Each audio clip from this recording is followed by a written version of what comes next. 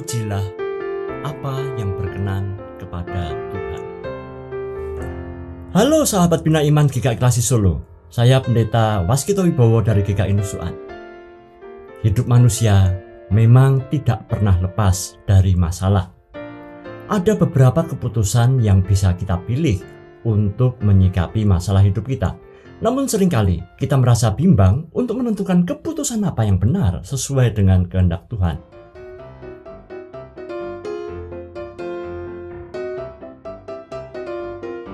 Ukara ing dhuwur kalebu perangane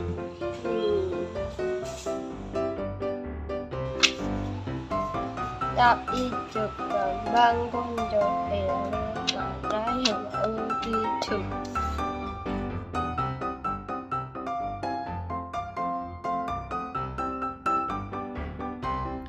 Tentu, cara menjawab soal ujian sekolah seperti yang dilakukan oleh anak pandu tidak dapat kita gunakan untuk mengambil keputusan dalam kehidupan kita sehari-hari. Ujian iman dalam kehidupan jauh lebih kompleks. Konsekuensi dari salah ambil keputusan jauh lebih serius. Permasalahannya sekarang, bagaimana mungkin kita bisa tahu patokan apa yang diperkenan oleh Tuhan sehingga kita bisa menguji setiap keputusan? Bagaimana cara kita menguji apakah ini kehendak Tuhan atau bukan? Emang ada petunjuknya. Saiki soal sing liyane. Mendem jero mikul dhuwur iku artine nglalekake jasane wong tuwa. Bener apa salah? Ya.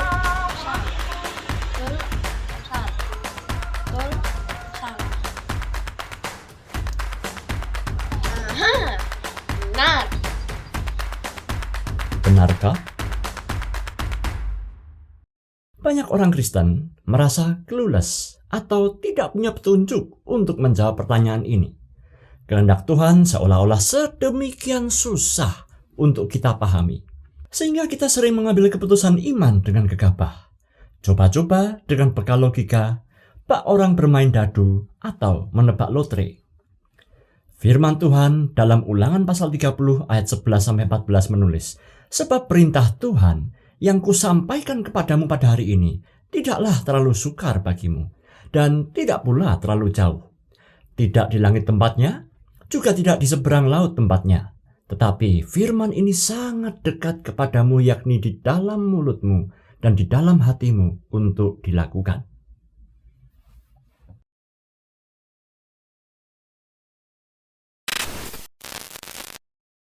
Halo guys, hari ini saya akan unboxing sebuah alat perekam audio yang bernama Zoom H5.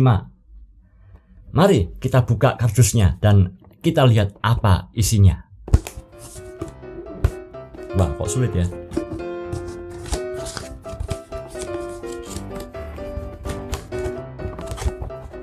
Di dalamnya ada kotak pengaman, nggak penting. Lalu ada kertas, apa ini? Kertas isinya nggak terlalu penting juga. Lalu, oh ini ada kartu garansi, nggak penting. Ada buku petunjuknya, juga nggak perlu. Ini kita buang juga. Nah, sekarang kita lihat unit perekamnya. Loh, kok nggak bisa nyala? Loh, waduh. Iya ini.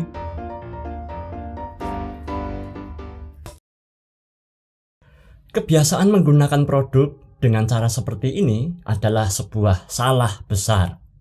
Seharusnya sebelum kita menggunakan suatu produk, kita harus membaca terlebih dahulu buku petunjuk penggunaannya. Hidup kita di dunia ini juga ada buku petunjuknya, yaitu Alkitab. Buku petunjuk ini berisi hal-hal apa yang Tuhan berkenan dalam kehidupan, hal-hal apa yang tidak diperkenan juga oleh Tuhan. Kartu garansi juga Tuhan sertakan, yaitu garansi keselamatan dalam iman kepada Kristus, Sang Penebus. Jadi, kartu garansi ini harus Anda pelihara baik-baik. jangan sampai Anda hilangkan.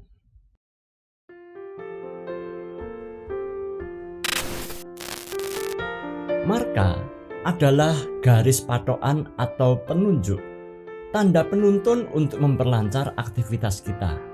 Sedangkan rambu-rambu adalah tanda peringatan agar kita menjauh dari kemungkinan celaka atau hal merugikan yang lainnya. Nah, di dalam Alkitab, Tuhan juga memberikan banyak marka dan rambu-rambu standar kehidupan untuk menjadi patokan hidup orang Kristen. Seperti halnya yang juga kita baca dari surat Efesus, dari pasal 1 hingga pasal yang keempat, saya dapat rumuskan bahwa Tuhanlah sumber kehidupan. Mendekat kepada Tuhan berarti menikmati segala sesuatu yang mendatangkan kehidupan, kebenaran, keadilan, kemerdekaan, kedamaian, kesejahteraan, dan kebahagiaan, serta tanggung jawab dan banyak hal baik lainnya yang tidak dapat saya sebutkan satu persatu. Silakan baca sendiri di Efesus pasal 1 hingga pasal yang keempat. Alias, hidup ini adalah anugerah yang terindah dari Tuhan. Jadi, ujilah perilaku Anda. Apakah pikiran, keputusan, kata-kata, dan perbuatan Anda menghasilkan juga sesuatu yang indah, sesuatu yang benar, penuh damai, sukacita, hidup yang awet atau optimal, mulia, dan prinsip-prinsip lain, baik yang penting atau tidak. Jika keputusan Anda tidak mengandung prinsip kebenaran, tetapi Anda tetap ngeyel memeliharanya, maka hidup tidak akan menghasilkan sukacita, nggak akan membawa shalom atau damai sejahtera yang seoptimal mungkin bagi sebanyak-banyaknya makhluk, dan malah keputusan Anda akan menjauhkan Anda dari Tuhan. Maka Anda perlu mencoret hal-hal tersebut dari daftar keputusan Anda. Jadi, kalau ada di antara Anda yang saat ini sedang pacaran dan malah kualitas hidup Anda menjadi merosot, segala yang dulunya teratur menjadi berantakan dan hidup malah penuh pertengkaran, maka ini sudah saatnya Anda memikirkan untuk menyudahi aktivitas Anda. Jika pekerjaan Anda malah menjauhkan relasi Anda dengan keluarga, mungkin sudah saatnya Anda perlu juga memikirkan ulang strategi kerja Anda yang lebih sehat. Ini kan seperti yang terjadi pada Adam dan Hawa ya, yang niatnya kepingin menjadi pinter, tapi malah keblinger, saling mengkhianati atau saling mencelakai. Atau kisah manusia di zaman Nuh dan Menara Babel, di mana teknologi menjadi semakin maju, tapi moralitas manusia menjadi bertambah bejat, manusia semakin jahat.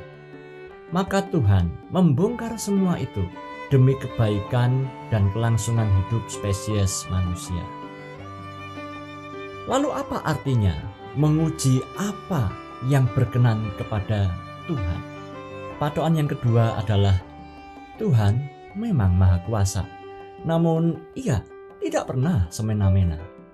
Tuhan memang empunya segala, Tuhan atas semesta, tetapi Ia rela menjadi hamba yang paling hina karena cintanya kepada manusia. Ia juga suka menjalin relasi dan senantiasa mendekatkan diri kepada manusia. Ia adalah Tuhan yang menghargai manusia sebagai makhluk yang mulia. Ia adalah Tuhan yang rendah hati, bahkan rela mengorbankan diri dan taat sampai mati demi keselamatan Anda dan saya. Tuhan menjalin relasi persahabatan dengan manusia. Maka Abraham, Musa, juga Anda disebut sebagai sahabat-sahabat Allah. Jadi, kalau aktivitas pekerjaan atau mungkin hobi Anda malah menjauhkan relasi Anda dengan Tuhan, mungkin kini saatnya Anda perlu berpikir ulang. Jika relasi Anda dengan sesama cenderung saling menjauhi dan saling menyakiti, maka mungkin kini sudah saatnya Anda belajar untuk memaafkan dan mengampuni sebelum segalanya berakhir dengan penyesalan yang tidak dapat diperbaiki. Jika saat ini Anda sedang mengalami kesulitan hidup yang bertubi-tubi, kegagalan, duka cita yang sedemikian dalamnya, dan kembara pikiran Anda mulai menyimpulkan bahwa Tuhan kok jahat ya, Tuhan kok nggak adil ya. Jika Anda sedang kecewa, memusuhi, bahkan sedang membencinya, mungkin Anda perlu rehat sejenak dan bertanya, apa ya maksud Tuhan atas semua ini? Sebab Tuhan adalah Tuhan yang suka berdialog dan berdiskusi dengan Anda. Yang ketiga, uji apa yang berkenan kepada Tuhan. Artinya bahwa sekalipun Ia adalah Tuhan yang Maha Tahu, tetapi Tuhan tidak pernah berlagak sok tahu. Jadi, Anda tidak perlu malu untuk bertanya dan mengajaknya bicara, sekalipun Anda sudah lama mendiamkannya atau mengacuhkannya. Sekalipun kita dalam ketidaktahuan dan kekhilafan kita sering marah-marah dan belagu sok tahu kepada Tuhan. Tetapi Tuhan selalu mereka-rekakan rencana yang terbaik untuk Anda dan saya. Maka Rasul Paulus melanjutkan pada ayat yang ke-17 dari Efesus pasal 5. Sebab itu janganlah kamu bodoh, tetapi usahakanlah agar kamu mengerti kehendak Tuhan. Jadi, jika kita sekarang telah berlaku semena-mena juga kepada sesama kita, ketahuilah, sadarilah, dan bertobatlah. Sebab Tuhan yang Maha Kuasa tidak pernah memperlakukan Anda dan saya juga secara semena-mena, apalagi berburuk sangka dan mereka-rekakan yang jahat kepada Anda. Melalui ayat hari ini, kita belajar bahwa Tuhan tidak mungkin kita kuasai dan kita pahami seutuhnya.